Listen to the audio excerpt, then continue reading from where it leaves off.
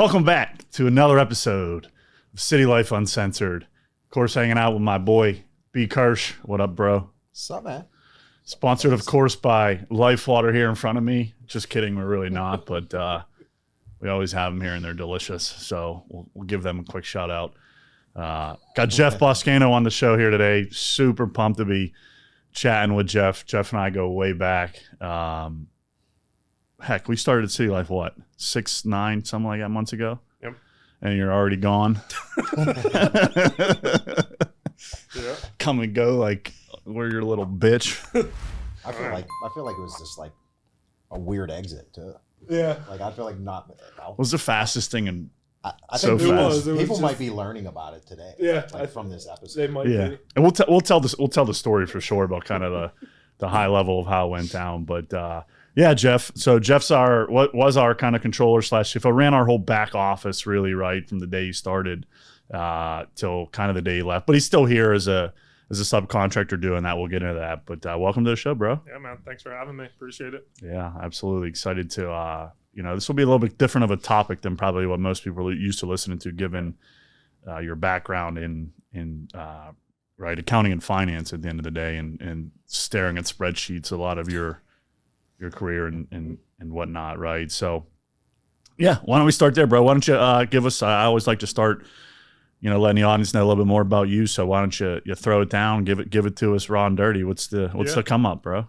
The come up. So I grew up in the Philadelphia area. My 2 sisters. Let's cut that. You mind if we cut that? We're not going to cut this. Keep going, but yeah, we'll cut it. We'll cut it for you. We'll cut it for you. Yeah, no. Not cutting it. Tyler, don't cut it. I grew up in the Shout out Philadelphia Tyler, area. our editor. Don't cut this. Tyler, cut it, please. I grew up in the Philadelphia area. It was my kind of always grew up in an entrepreneurial family. My dad owned a brokerage, or he owned a bunch of businesses growing up. Ultimately, by kind of the time I graduated high school, it was a brokerage. My mom was a nurse. Grew up with 2 sisters, 2 half brothers, and I was always, I guess, decent in school. Pretty good at math. Didn't really like school, or I guess I did pretty well just because I was naturally decent at math and things like that, and that's what interested me. So kind of coming into figuring out like, where should I go to college? What should I do post high school? I think I tried to fight with my parents for a while to not even go to college. Wow, really? Yeah. I never knew that. That's cool. Yeah, because I was like, I go and spend all of this money, and my dad was in real estate. I see what you can do in real estate, and I could get started immediately. Like, I've kind of always had that entrepreneurial itch, I think, and I think some of that is, again, my family being in that space. My dad owns a brokerage. My brother owns a title and mortgage company. A lot of people self-employed in my family. And so I've kind of always gravitated to that and wanted to do that for myself. But, my parents won, and I went to college. I didn't know what the hell I was going to do when I was like a junior in high school. I really wanted to kind of be a pilot and maybe go into the Air Force. I did this summer camp at the Air Force Academy. But I was a little bit too probably degenerate at the time to go to the Air Force. And there were certain habits that I had that I probably was at that point in my life wasn't going to. Some trainer waking up at 4 a.m. wasn't going to fly. Yeah. But at the end of the day, that was actually the path that I was going towards when I applied for college. I didn't end up doing the Air Force Academy thing, but I was trying to do ROTC. And again, and then so looking at all the state schools, we came out, visited Pitt, really liked it, and decided, hey, I really want to go here. So I Shout out Pitt. Yeah. I looked at Temple, Penn State, and Pitt. And Pitt didn't actually, when I applied, I got into Greensburg or Johnstown, campus. And I applied to be in the engineering program. And I could see that though in you. Yeah, that's kind of what I thought. I didn't really know. And so anyways, I kind of wrote back to them. My uncle's a Pitt alum. He wrote me a letter. I got a letter from some teachers and stuff. And I was like, hey, I really want to do this Air Force ROTC thing, but your branch campuses don't have it. So can I come to Maine?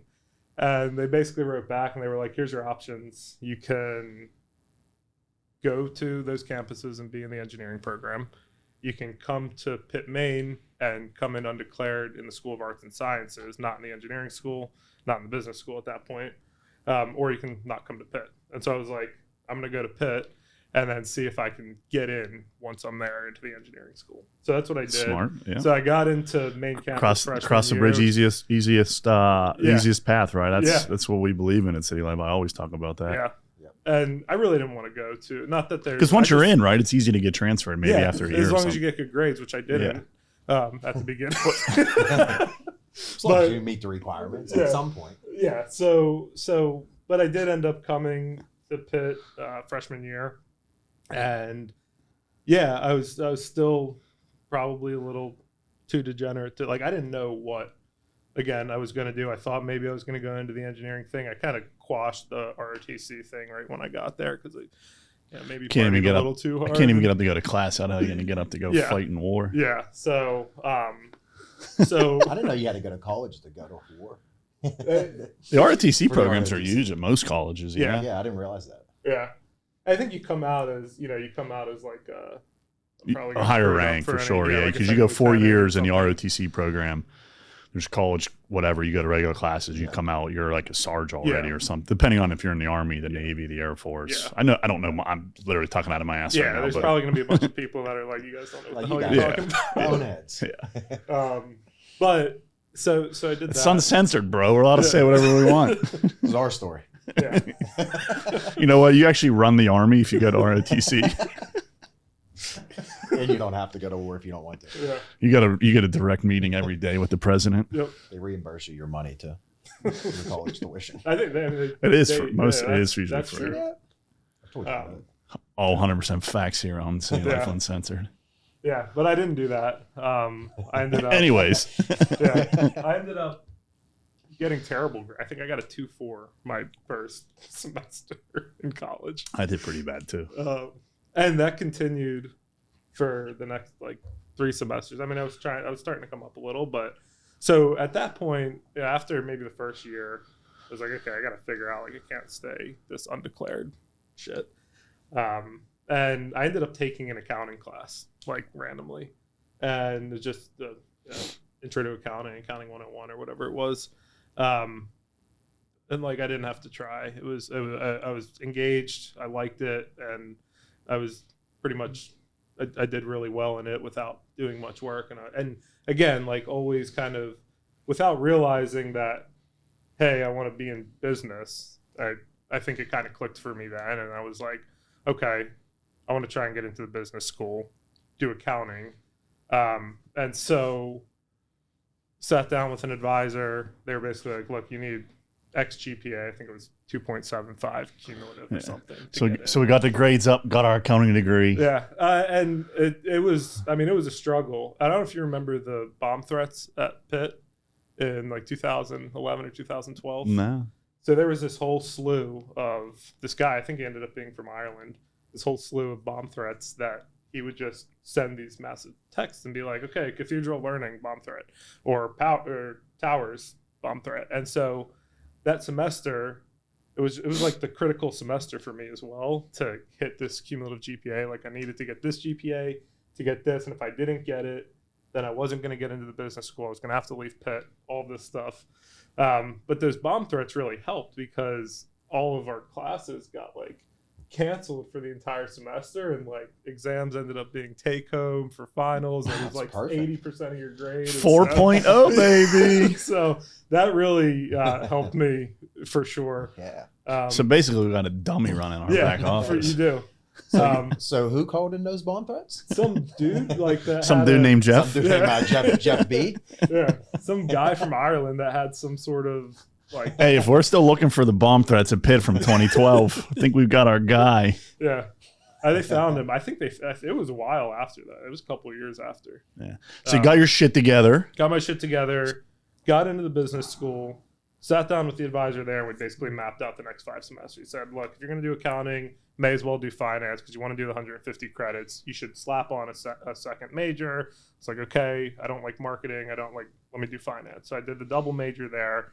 Literally for my last 5 semesters, since I screwed around so much in the first 4, it was all accounting, finance, or business classes. Like I didn't have any gen eds. I did 15 to 18 credits of either 2 accounting, 2 finance, and 1 business class every single semester for 5 semesters. Ended up doing well. I was engaged. I liked it. And I, at that point I was, starting to grow up a little bit and realizing, hey, get your shit together. But I didn't really have my shit together. Like I didn't apply for internships until the very end. So I didn't get in any Big 4 internships, anything like that. But I was on the path. So that was good. Then, it came time to kind of get a job. Again, I had 1 internship like the year before I graduated at Cisco up in Zillionople. And that was about it. Luckily, this is where you come into play. Grant Thornton. Shout out Quinny. Yeah. Grant Thornton was starting like their Pittsburgh office and needed people, and they needed people to start in January. And luckily, since I was doing the 150 credits, they needed people to start in January. I was graduating in December off peak, and got a job at Grant Thornton Public Accounting, which started the same day as me, right? Yeah. And that's where I met you. And that was really fortunate because I probably shouldn't have, based off what I did in college, gotten into a large accounting firm in the audit side. But luckily I did. And I think I came in there and crushed it because that was a thing for me to just take a step back like that. I've always really hustled in is work. Like I've worked since I was 15 and I was working, at least 20 to 30 hours a week, literally from 15 all throughout college, everything. Like that's what I was always motivated by, and I enjoyed doing more than like a lot of other things. So right. I mean, for me, that always, I love that. That's why we always related so well together, because for me, it was, I don't know what I'm working for necessarily yet, but if I outwork every single person, I'm going to be smarter than everybody because work just equals education. Yeah. And so right up until I was pretty much 30 years old, I just said, as long as I outwork, I'll be good. Yeah. Because I'm going to be smarter than everybody. I was like, if I get 10 years working 80 hours a week to everybody's 10 years working 40, I've worked 20 years to their 10. Yep. I'm 10 years smarter than them. I've got a much better shot at success. I literally have always thought of it the exact same way. Like, okay, I don't care that you've been doing something for 10 years. If I've captured the same amount of experience and knowledge and hours in half that time, we should be at the same spot. What's that book, that 10,000 hour book to become an expert or whatever it is? I think that I haven't read it. Shout out whoever wrote that, jack off case you can't remember. And shouts out. I didn't hear that one. That is the rule of thumb, though, I believe. It's rule of thumb. 10,000 hours to become an expert is what they say. Yeah. I mean, I'm trying to who's they? We don't know they. So, but there is. I think it's somewhat right though, because like I was thinking about, I don't know, just reflecting on my 20s as I got into my 30s, and I'm like, okay, in my 20s is when I gained all my skills, like, and I think that is really important in your 20s is to just like freaking accumulate as many skills as you can and get really freaking good at the skills you have, so you can really put them into execution in your 30s and 40s. Yeah. So, right. You kind of fast forwarding a little bit here. So started at Grant Thornton with me. We worked together for, I don't know what, 2.5 years kind of, I started there as a manager, kind of tasked with really building out a little bit of the clientele for audit. We worked together. We ended up spending 50% of our time up at State College on an oil and gas client. You crushed it for me there. And then you took a switch and decided you were going to move back out to Philly, right? To northern Philly, I believe. Like Allentown. Allentown, which is north of Philly. I couldn't think of Allentown. So so you took a job at Shift 4 there, and I know that's right. People always talk about public accounting, and for all the accountants out there listening, because I know we have at least several thousand accountant subscribers to our account right now. Shout out accountants. Right. Public accounting is the grind, right? And a lot of people leave there to go to corporate America to kind of stabilize their life and get a better work-life balance. We've always talked about it. And before you came to CityLife, you took a job at Shift 4 and it like did not happen that way. It went the other way where it was like, I wasn't even working. I was working more the entire time there than public accounting. Yeah.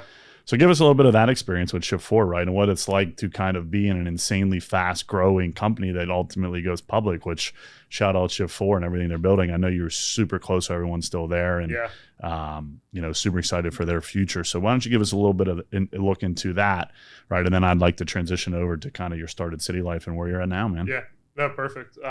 And the reason we moved to Allentown was because while I was at Grant Thornton, my wife was in PA school. We met in college. We actually both worked at Jimmy John's and met there. Jimmy John's, shout out. Let's go. Oakland on Forbes. She always tells the story that we met because we were both reaching for the lettuce at the same time in our hands. Is that real? No, I like it. Not real at all. I mean, if you're not going to pass that sandwich at Jimmy John's, you got to get in there quick. Dude, it was like 40 years later. My parents still told a story about how my dad was flirting my mom by, like kern curlers or like puffs or whatever. They're like throwing those in my mom's drink at the bar. Like, is that real? Like, no one really knows. Yeah. It's just their story.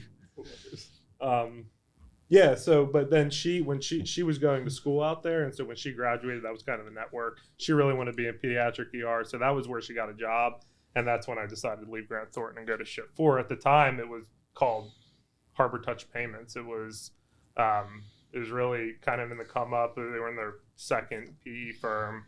Going through the second I got there, it was kind of. I mean, it's been crazy. Like Jared Isaacman, if whoever doesn't know him, dude is insane. I have so much respect for this guy and what he's been able to accomplish. How do we figure out how to tag him on social with a short film of what you just said? Yeah, he's amazing and just Jared, what up, dog? Yeah. But how much more can we throw Jeff off in the middle while he's talking? You're good. But and so the second I got there, we were going through, and it's a credit card processing company, so there was a big project going on to kind of switch the sponsor bank, which is a big thing in credit card processing industry. So that was like literally day one. I think my first day was kicking off, and I was really involved with that. Then we started acquiring companies. How many companies did you acquire while you were there? I think 9. And you were mainly handling a lot of kind of like the consolidations and the accounting and my role changed over time. There actually came in on the finance team because after leaving public, I wanted to get some of that FP&A and finance experience. It ended up turning into more like financial ops because that's where they really needed the help. And then I ended up collaborating a ton with the accounting team because in everything that I was doing, like ultimately I just took it to the finish line to build out the journal entries and support the accounting team because that's what I knew how to do. And that's literally the world I was coming from. Like I just figured, hey, we got to book this. So I ended up collaborating a ton. Which is for all of those that aren't really familiar with back office and how it all works, right? You have kind of finance ops, which is this is how we're thinking about everything. This is why we should be doing what we're doing. And then the nuts and bolts of the bookkeeping side of it is, well, how does that thing get to our books and records so it's there forever? Yep. And the key to that is when you have someone that understands both sides of it, it makes that world so much easier because when you have finance ops, it's, hey, how are we really thinking about doing the work? And then in the accounting is, shit, we just got to get in a record.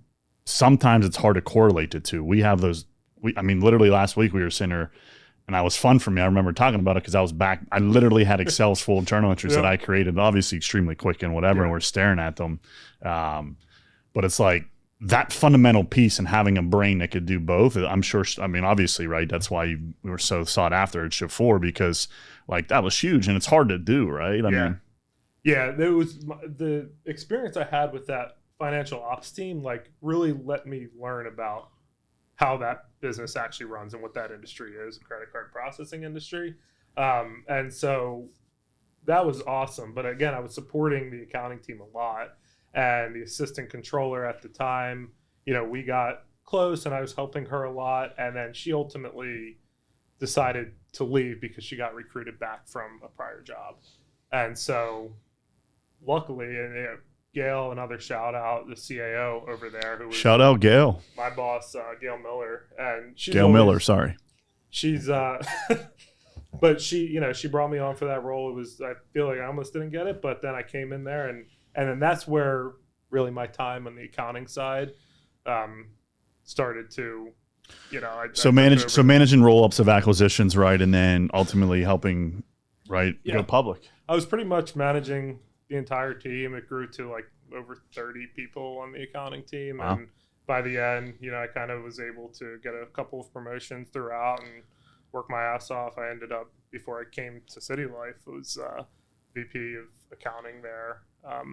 That was overseeing, all consolidations, all G&A, all of SEC reporting, kind of the whole gamut of the accounting. So obviously, amazing job in an incredibly company with a lot of amazing people, growing fast. Yeah.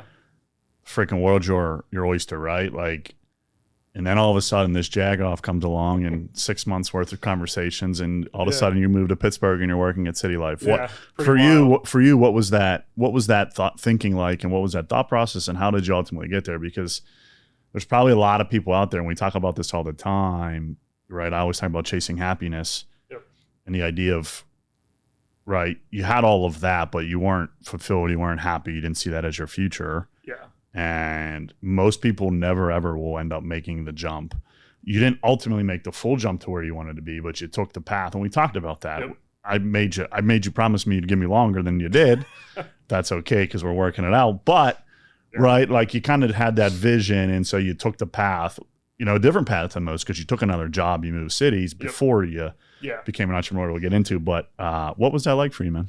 Yeah, no, and just to speak to, like, I was certainly fulfilled there. I mean, it was an amazing experience. It was just that I've always, like I said at the beginning, like I've kind of always had this entrepreneurial niche. While I was there, and I was keeping it like extremely confidential, and it started as just helping friends, and then it kind of just through doing more and like became a little bit more formalized. I was doing some bookkeeping on the side for friends and family and their companies, and so, but I always kept that super confidential because I didn't want it to look like, hey, I wasn't putting my full effort into Shift 4 when they're providing me a ton of opportunity.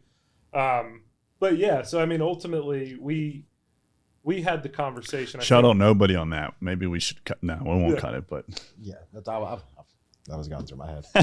Yeah. What's that? Nothing. Keep going. I can shout somebody out if you need me to. No, I'm kidding. No, it was basically I was doing all this stuff in the background the entire time while working there. I mean, no one's going to give a crap because of the work you performed. I mean, I know that because I know the conversations you're still having with them. You had a side hustle like a lot of people do.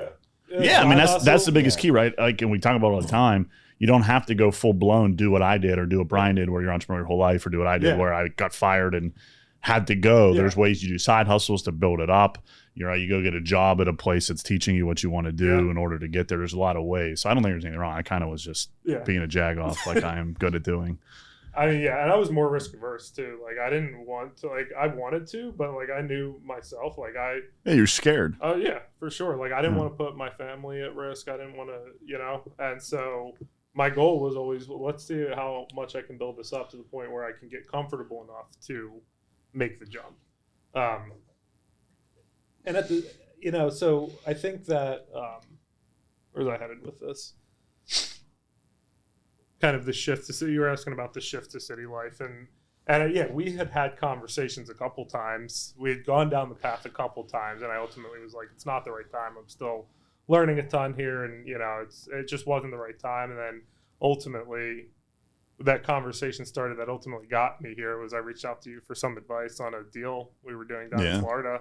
Said, Casey, can you help me structure this? I had this really shitty structure, and you were like, dude, make it easy, structure it like this, and then we started talking, and I kind of filled you in on everything at that point and told you what my path was and the journey that I was on. And Casey has a way of convincing people to do things, and but it worked because for me it was that next step. It was like, okay, I can take a little bit of risk that I'm comfortable with that gets me more in the right mindset of what I want to do, be around people who are doing it, and kind of still have a W-2 income and some stability, and know that, hey, tomorrow the money coming into my bank account is not going to shut off, but get out of the path that I was on, which I think was ultimately kind of CFO public company, which was kind of the path that I was working towards.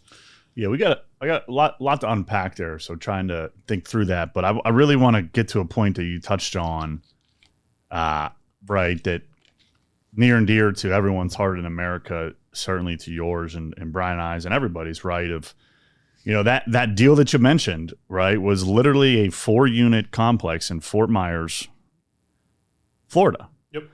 And, right, and so, you're working on this deal. I helped you restructure, get it the right way. You went into it with your whole family, both, your parents and your in-laws. So, so it's a family thing, right? You guys have already had a place down in Fort Myers and you wanted to get more. You're a big fan of Fort Myers. And obviously, right, we've had some devastation in Fort Myers. So, and this is obviously recently went through with that deal. You went down there, spending weeks at a time down there, fixing it up. Family was down there a ton working on this fourplex, right, which is ultimately the deal. So I want to stop there and kind of turn it back over to you with that in mind of like, what happened and where you're at with that situation, knowing the hurricane kind of took out, right, 95% of all Fort Myers. That was Hurricane Ian, to clarify, right? Yeah. Hurricane Ian's. Fuck you, Ian. Oh. Screw you, Ian. Agree. There's a lot of people out there saying that. I mean, it was wild. We were actually down there at the time. And the way we even got into Fort Myers Beach, or why we did, was because Amber's parents have been going down there for a really long time. They had a condo. They ultimately sold that, bought a house on the beach, and then this was 2020, and for some, interest rates were low, and for some reason, I don't know. At that point, houses were pretty reasonably priced there, and so this place, literally right next door to them, went up for sale. Amber's like, "We should buy that." I'm like, "I don't think we can." He's like, "Well, if we sell the Dormont," I had a duplex in Dormont that I bought right after college. Like, well, if we sell Dormont, I remember that too. I helped you work through thinking through whether you sell it, rent it, all that stuff. Yeah. So that was sweet. That was my first property. Mm-hmm. I lived in it, house hacked or whatever. I was going to say house hacked for sure. Yeah. And then once we moved out to By the way, house hacking is the most underrated tool in the world for people to do. Like, if you don't know where to get started, but you have a couple bucks, go buy a house for 3% down. Yeah. Fix it. And then figure out a way to turn that into with a normal job, right? Yeah. You can have moving your friends in or anything like that, especially if you're in your 20s. Yeah, you're already living. Most people are living with roommates or used to doing that. Or and they're paying friggin' $1,400-$1,500 a month to live in these rentals. Well, that was the reason I even bought the duplex in Dormont, because I got the job at Grant Thornton, and I'm like, where am I going to live? I'm not going to live in Oakland anymore. At least it's expiring, and I'm going to and so all these places that I was looking at studios for like $1,500 a month. I bought that place for $164. Yeah. And my tenant upstairs was paying 90% of all of my expenses. Yeah. What'd you sell it for? $250. How many years later? 2. There you go. Sounds like a little come up. Yeah, it was nice. I mean, that's the only reason. Should we have done his whole come up with that one sentence? That's the only reason we were able to buy the Fort Myers Beach single family. And look, at the end of the day, it helped you money-wise, but it's life-changing mindset-wise. Yeah. That's the key to all of this. When you get in and you try something and you realize it works and it wasn't that hard, the fear of the unknown is gone. Yep. Holy shit, it just opens up so many doors mentally for all of us. Yeah, I mean, buying your first property in general, like, I think a lot of people just think it's such a big decision. Yeah. You accomplish that pretty early. Yeah. So getting that kind of out of the way early, too, allows more investment opportunity. Yeah, for sure. So we ended up putting a contingent offer on the place in Florida, which, like, you can't do contingent. Maybe now you can, but for the past couple of years, contingent offers were, and he accepted it. We sold the duplex. Actually, the first buyer fell through because my tenant upstairs, like, we won't get into that, but second buyer came through. We sold it. We closed on that place, and immediately the values there just started going through the roof. So I got really lucky that when I bought Dormont, values were going up, and then when I bought that, it was like at the height, or what I thought was the height of the Pittsburgh market, but then that Florida market hadn't blown up yet. Second we bought it, that blew up, and then so we got a ton of equity in that and took out a HELOC on it. What's a HELOC? Home equity line of credit. Okay. And so I didn't want to. So it's basically taking. Hey, I have a mortgage on a property. Yeah. And the value is right. So maybe you have 80% or 85 or 90, whatever you do, and you buy a traditional home that you're living in. Yeah. Right. And then the value goes up, and so you have more equity in the home, and you go and get a line of credit and basically say, hey, look, if the home's worth 200, I might have a loan on it for 120. A bank's willing to lend you another $40,000 or $50,000 in second position to take your debt on that home up to 70% of the market value or whatever it is. And you can use that cash to go invest everywhere else. Yeah. Yep. Cool. Yeah. And it's like a line of credit, which is nice because it's revolving. If you're not You using can it, use you don't have to pay for it. Exactly. Yeah. Yeah. So then, you know, we renovated the single family. It was awesome. Then we were like, hey, let's get another one. We found the fourplex. We were like, let's do this. It's a lot closer to where all the happenings are. So that was awesome. We were renovating that. We were ready for literally January to come so we could launch that Airbnb. And then Ian hit our single family and my in-laws right next door, both wiped to the ground. So they're just no longer there. We have concrete slabs sitting there. We do have an ocean view now, though, because all the houses on the beach. Also, I should not laugh. So where your house is stored, like your plot of land. So if we're taking positives from Ian created an ocean view for Jeff's slabs of cement. So your slab of land went up. Yeah, temporarily there's an ocean view until everybody rebuilds. And then the fourplex stood, but there was water up to about 6 inches from the ceiling, and you know we were like. Everything was brand new in that. In the box, cabinets, refrigerators, like for 4 units, everything, and just got, you know. So now we're dealing with that. But you know, what's the what is 4 unit down there? We paid $890 for that, which was a good deal. Okay. Like I think there were single families. $890 for a slab of land. Yeah, the single family we bought for $325. Yep. And by the time, like. Now, if Hurricane Ian hadn't hit, there were houses on our street that have sold in the past couple of months in the 7s and 8s. Wow. In 2 years, which is insane. Yeah, that's crazy. Bro. It's literally insane. So basically, Hurricane Ian wiped out a $700,000 property in one storm. Yep. Completely flooded another one. Exactly. Yeah. Well, a fourplex. Yeah, a block from the beach. Yeah. Yeah, so it's still there, but I'm like the fourplex is there. We're making good progress on it. It's hard to find construction people right now down there, and people who are kind of price gouging. But we got the electric done already, and we're about to hopefully get somebody to come in and bang out the rest of it. And hoping, I mean, it's going to be a different market, but there's for sure demand down there because maybe before it was vacationers, now it's going to be homeowners that need to look over their rebuilds or. You know, people who don't have a house anymore because there were residents down there as well that lived there full time. So, yeah, I mean, like, one thing that I'll just say, right? This is kind of how you approach everything with your humbleness and just kind of like, all right, here we go. We keep going. I couldn't imagine losing an entire single family home, pretty much completely losing. I get it. The structure is still there, but it's basically a full renovation now for a fourplex. You just got done renovating and it's laughing and like, oh, it is what it is. We're going to keep going. I think like, that's what it is, I'd be punching walls. Like 2 months later, I'd still be punching walls. Like, but you can't do anything. Like it kind of goes back to like, you can only control what you can control, and things that are outside of your control, you can't freaking control them. So I don't want that. And I've gone through a journey in my own mind to like get there and watched a lot of people do it successfully. And it's like, yeah, that's kind of what I've tried to, because if this happened 7 or 8 years ago, you know, my reaction would be much different. But I think I've, again, kind of gone through a journey that I'm like, okay, it's not in my control. Like, what's the next step? Because now we have this. It's part of something that is in my scope of shit that I need to think about and execute on. So that's what I'd rather consume my time with. Yeah, that's great. I mean, I think if anybody took anything from any of this, it's right there. It's like, look, you can only control what you can control.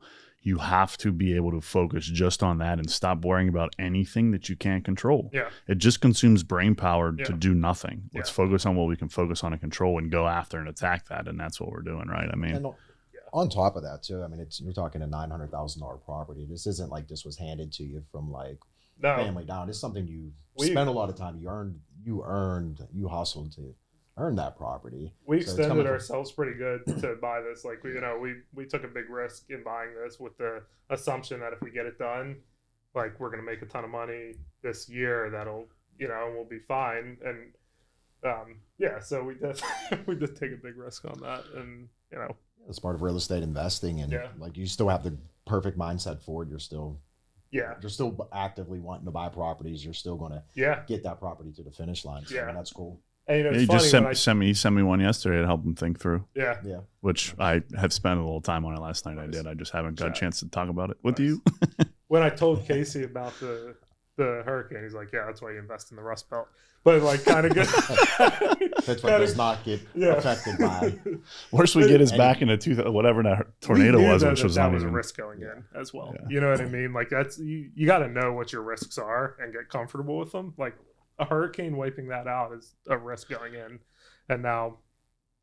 Yeah, I think it's a perfect transition, right, in the conversation too, right? Obviously, between that happening for you, being real, being a big part of your life, combined with, right, really getting your eyes truly open to what the entrepreneurial world it looks like and can look like through seeing the success CityLife has had, right? We were going through a little bit of transition in our operational companies, doing some different things.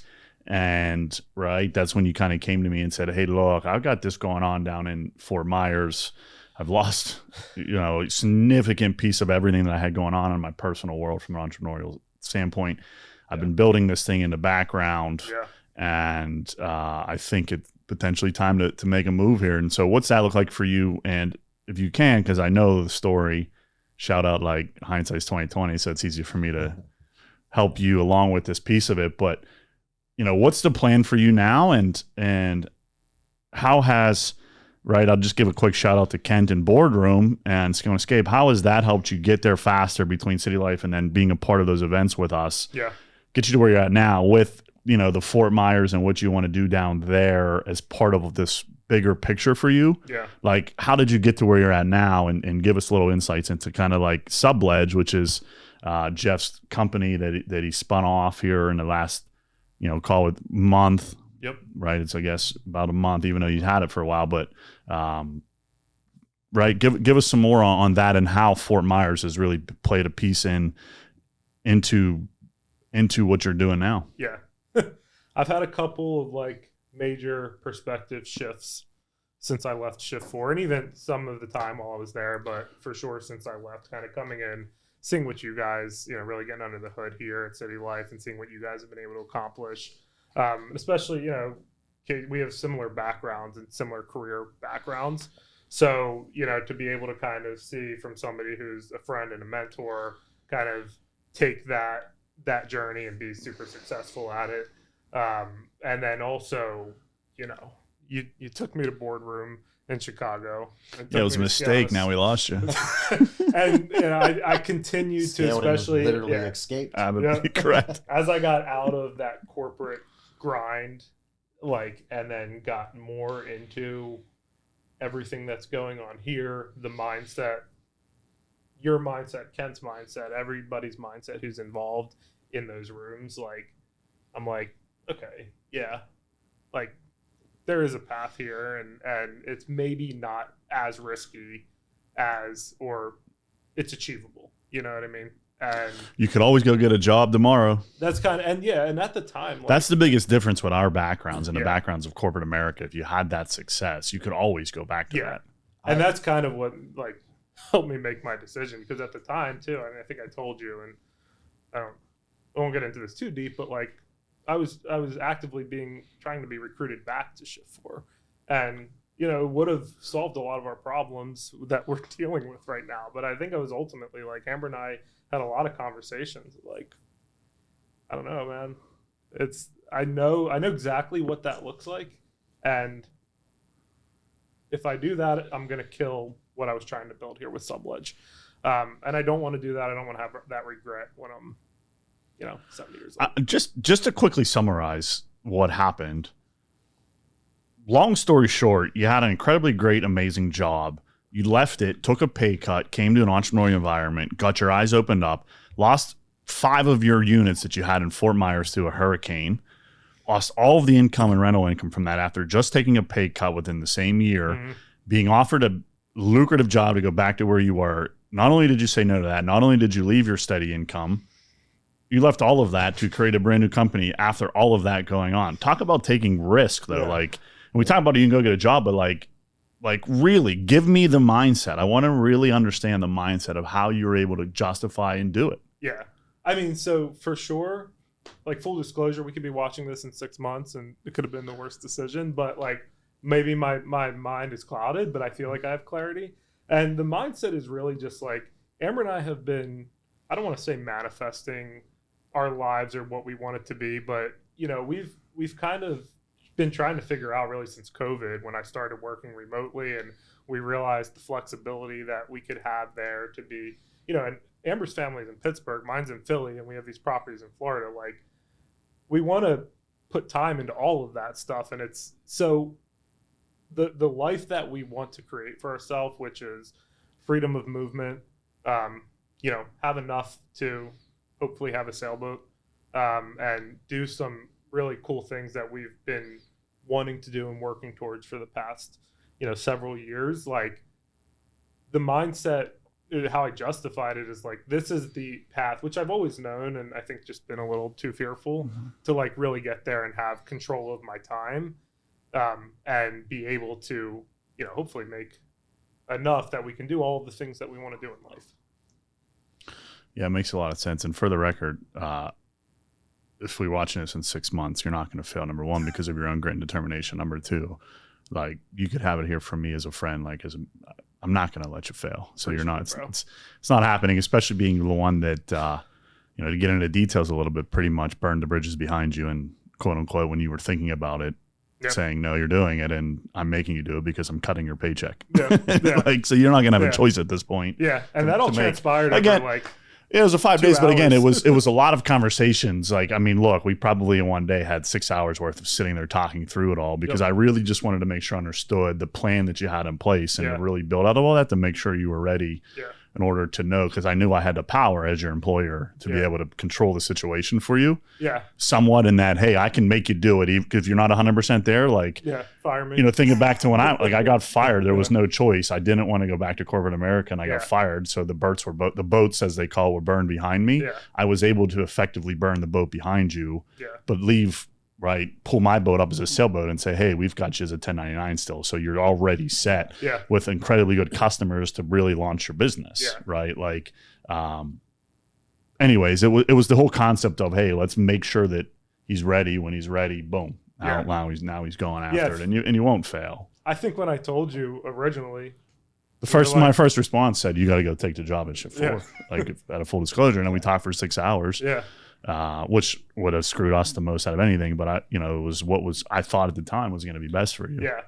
And that's what a lot of people. I mean, you just lost 5 units in Fort Myers. You lost all that income. You lost everything, and they're making you. That just seemed that's probably seemed most steady, because all that stuff happened within 6 months. Like, you moved, like, every little aspect of that happened within 6 months. The easy response would be going back and doing that, but. And again, like, I was super fulfilled there. Like, it was challenging. The team was amazing. It was everything. Like, I can't say one bad thing about my experience there. It was, and you're still in relationships with all of them, right? I was at a happy hour with them a week ago when we were out in Philly, with the whole accounting team. So, but ultimately, it wasn't going to get us where we wanted to be. And it's like, I need to at least take the path here, especially now that I'm in my 30s. Like, this is the time to, if I'm going to make a difference in my life and my family's life, like, got to go after it, and can't just do it half-assed and like try and side hustle. It's like, no, let's just go. So what is SubLedge, and what is the goal? What's the mission? What's the plan? What's the point? So SubLedge, we're if you really wanted to boil it down right now, we are really, really good bookkeepers. Our goal is to provide insight, peace of mind, and understanding to business owners, because there's so many business owners out there that, and this has kind of always been my philosophy, there's so many business owners out there that don't know what is going on in their numbers. They don't know how to do it, but they're trying to do it alone. They don't know how to interpret it, but they're trying to interpret it, like, and they're not clean. They're not using best practices. And ultimately, a lot of times, or pretty much all the time, their time is better spent doing what's actually driving revenue to the business. And this is what we're really good at. Myself, between all of the stuff we talked about my background, I've run small companies all the way up to public companies and been an auditor of public companies. So my background in building processes and teams, and just general accounting Plus, now I've brought on my right-hand man. He left shift 4 before I recruited him, so I didn't steal him from shift 4. But just brought on my right-hand man, and we've got a couple other people on the team that we're really freaking good at getting you your numbers quick and in a way that you can consume them and make decisions. And ultimately, if you have timely and accurate financials, you're better equipped to make decisions. And that's kind of my whole goal. So we're trying to touch as many business owners as we can, kind of focusing in that real estate vertical between investors, brokerages, construction companies, property management, the whole real estate vertical really. And then also doing some stuff with agents and personal financials, but really just being able to provide that peace of mind and that understanding of what the heck is going on in your business from professionalizing your back office ultimately. Yeah, I love that. And I'm going to try and bring this point home by tossing it over to BK. Thinking back, BK, right, to really before we partnered. And not everybody can find business partners that have totally unique skill sets, but the same mindset that we got really lucky in doing when we started where we started to where we're at now. Imagine if you would have had that type of company to be able to do that for you back before I was around and kind of took over quickly that back office, right? Because I remember the disaster that I walked into, and my first 3 months was fixing all of your bullshit as a consultant, really. Solid numbers. Yeah, but think about how important that is, right? As an entrepreneur that literally doesn't care about that stuff, just wants to go create. Like, this ain't creating. It is for Jeff because that's what he loves to do, right? But like for you, like you still don't even look at a bank account. It's been 3 years. Yeah, before you even started talking there, that was going to be what I was going to bring up. Like, obviously, from like an entrepreneur and even just as a real estate investor, you wear so many different hats, and it's hard. That's hard to scale from like whenever you only have 7-8 properties, and you're running around as an agent, just doing different things in the real estate world. You have so many transactions happening. From the stores, all the materials, all the subcontractors you're paying. Some you're paying cash. It's so hard to keep all that organized. Yeah. If we're doing cuts, we might want to cut the paying cash. I'm just kidding. Keep going. Cash is king, baby. We don't pay cash anymore. It's too complicated. Yeah. These guys complicated that part. But more less legalized and legitimized it, but continue. Yeah. But yeah, no, I mean, having a company like from a consulting, if somebody would have came to me, which ultimately Casey basically did, and that's how we partnered, having somebody to take over that back office or having somebody just eliminate that stress, those fears, and just give you numbers it's insane. It's insanely valuable because all those pieces of every transaction of like, if you're an agent, you have marketing spend, you have 30 different apps you're running at once. You have all these different pieces. So your brain is already super cluttered. So whenever you add numbers to that, you clutter it even more. Yeah. And the investing side, probably even more than that, because you have numbers, you have rent checks, you have contractors, you have utilities, taxes, you name it. It's a bunch of clutter that just weighs you down. So I always recommend to anybody who can get rid of their burden of accounting, especially if you're a creator, do it. So I think whatever you're creating right now, like with that company, is going to be absolutely amazing. And obviously having you run our back office for a little while, I know your skill set, so I know you're going to be amazing at it. Yeah.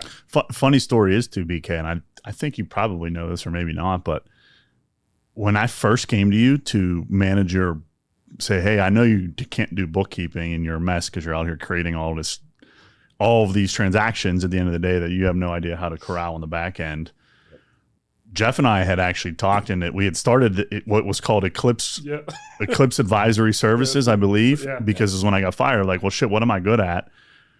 I'm good at back office. I'm good at bookkeeping. I'm good at helping scale business. Let's go. And oh, by the way, I learned in where we were previous that like entrepreneurs don't know bookkeeping, and I do, and I could really help them. So I was like, oh, by the way, I know Brian. I know he's kind of starting to do his own little thing here. Let me go help him, right? Ultimately, before we partnered and grew CityLife to what it is today, right? But that was the plan because we know like we could help, right, so many people when we were there, and that's you know what I mean, kind of. And we've talked about it a little bit, like thinking through about how if I can come on as buy into the business or whatever, come on as an advisor and whatever, and we'll, I'm sure, figure that out as we go. Who knows? But super excited to watch you grow that business and start to really help small business, which is ultimately going to help, you know, a lot of people grow, a lot of real estate agents help the industry. Obviously kind of plugging you into a lot of what we have going on here. We know a lot of entrepreneurs, so we're excited to see you really. I mean, like, look, we're having a meeting today with our agents. It's a no-brainer for them to start using you. There's so many write-offs. There's understanding your numbers is by far the most important thing in business, in my opinion. And, you know, agents are out there running around doing transactions. They always let go of the business side of it and the accounting side of it. And it's like, if you just understood your numbers, you could do so much better, so much faster. So super excited for that, man. Yeah. You can make better decisions. And entrepreneurs don't get into business to be accountants. They're not good at it.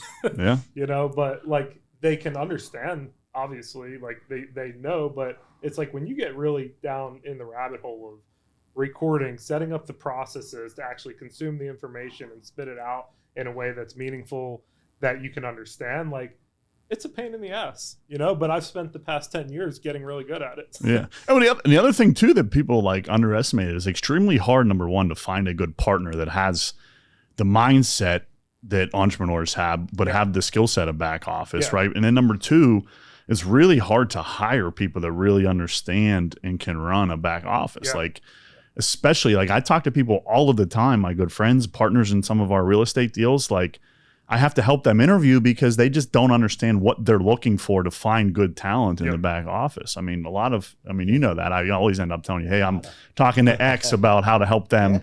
A good friend from down in Baltimore just asked me, I sent over literally it was our job description when we were looking for, you know, a controller back in the day. I sent that to him and said, I'll help you, you know, which I think obviously it's a conversation we need to have to see if he wants to utilize you, but it just happened. To hit on to the point you just made there about kind of finding a good partner and all of that, like, that is our whole goal in all of this. Like, I mentioned before kind of what my background was and the team that we're building's background is like, I've seen from day one all the way through operating as a public company and been really involved in all of that shit. And so, like, what we're really trying to be here is a partner that can professionalize everything for you and build it so that it's ready for your next steps of scale and still be, and you're not going to outgrow us because we've done all of this. So we're really just, throughout your journey as an entrepreneur and throughout your journey as a business owner, really just continuing to make sure that your back office is where it needs to be for that stage of your business and continue to be a partner throughout the whole time. And I told you this, right? You're not selling bookkeeping services. No. You're selling the idea to eliminate fear of the unknown. Yep. That's the sale. Yep. That's what someone's buying. And if they know that and they buy that, it's going to change their life without a doubt. And that's what people need to realize when it comes to accounting, bookkeeping, understanding what's happening in your numbers to know. We've gone through periods of time where we didn't know things, and Brian always says, I'm flying dark, right? I need to know the numbers in order to understand that. And that's coming from Brian, who doesn't look at bank accounts. That to me, like, really stresses the importance of, if you know your numbers and you're a smaller business looking to scale, it's invaluable. And we're talking about, we're going to do close to 20 million in revenue this year at CityLife. And right, seeing and understanding small pieces of all that is so important. That's where we're at. But imagine if you're doing $1 million, or you're just an agent doing $400,000 a year in commission. Understanding where all of those costs are coming in is insanely important. So what, right, where do you see yourself? Where do you see yourself in 5 years, bro? In 5 years, you know, I'll have a 7-year-old and a 5-year-old. We have nice. We didn't get too much in the family, but congrats. We got a 2-year-old right now and one on the way in 2 weeks. But ultimately, I see myself really running this company and hundreds or thousands of clients that we're supporting, that we're delivering for. And I mean, a combination of all of Pennsylvania, you know, from geographically between, I would love to, where were you going to be living? If I had to manifest it, like, I would have our house here in Pittsburgh that we probably won't sell anytime, but just have it that we can spend weeks on end here. Some sort of house in Philly that we can spend weeks on end with my family. And then our places Eagles in suck. Florida. Eagles, 9-1 right now. Fuck off. And a sailboat. Like, that is my, like, a nice sailboat that we can go down to the Bahamas. And that's why geographically sailboats scare me, bro. Like, the idea that the way that they, what's it called, where you nod or whatever. That's on a monohull. I think we'd probably go. It's called keeling. But we'd probably go. Catamaran is like what I really love. Those are more stable. Yeah, it's got 2 holes. That's where we rode that in Belize. Yeah. One of those because you can. Yeah, that's. Yeah. So you can still sail, but you're not like totally toned over. Yeah, and I'd love to be able to, spend some time in Florida, go down to the Bahamas for a week or 2, work because Elon Musk, you got Wi-Fi everywhere. That's the life that I'm trying to. I'm not build. giving a shout out to Elon. You got Starlink. He doesn't need it. He's good. Starlink is also. Well, the dude's putting people on Mars. He doesn't need my shout out. Yeah. But shout out, Elon. One of those people is probably going to be Jared. By the way. I love that. What right? I always like to end it on one piece here, and it's extremely important to me because people to listen to the end deserve to hear this. What's the best advice you can give anybody out there listening right now? Grind like as hard as you can without compromising the time you want to put in the other buckets in your life, such as family or recreational. I think I'll say I casually pull all nighter sometime or 3 or 4 a.m. nights, but I like to do that because I know that that's when everybody's sleeping and I'm not. I need to do that, but also I'm still there with my family when I need to be. So work your ass off, I think is a big thing. It'll just get you really far in a lot of different ways. You'll learn stuff, you'll be recognized. Work your ass off, but be intentional about how much time you're putting into work and, make sure you're putting enough time into the other buckets of your life. And if I could do one more, seek mentorship. Mentorship for me has been a huge thing that's helped me get clarity in life and get success. You have been a great friend and mentor to me. Gail has been a great mentor to me over the years. I have a couple others and even people maybe you don't know, people who can be your mentors. But with YouTube, I have a couple mentors on YouTube. I've been following Patrick Bet David for the past 3 years. And that guy has changed my life in a lot of ways, And so I think there's a lot of good people out there that can help be a mentor to you. And it's really important, or it has been at least for me. So grind and find mentors. And I think you'll find some success in life. Love it, bro. Where can we find you or get a hold of you if we're interested in your SubLedge services or just to talk, man? Yeah. SubLedge.com, SubLedge. And then, on social media, cool. Search my name or search SubLedge and you'll find me. Appreciate it, bro. Thank you, man. Appreciate joining us here on another episode of City Life Uncensored. Until next time, let's go.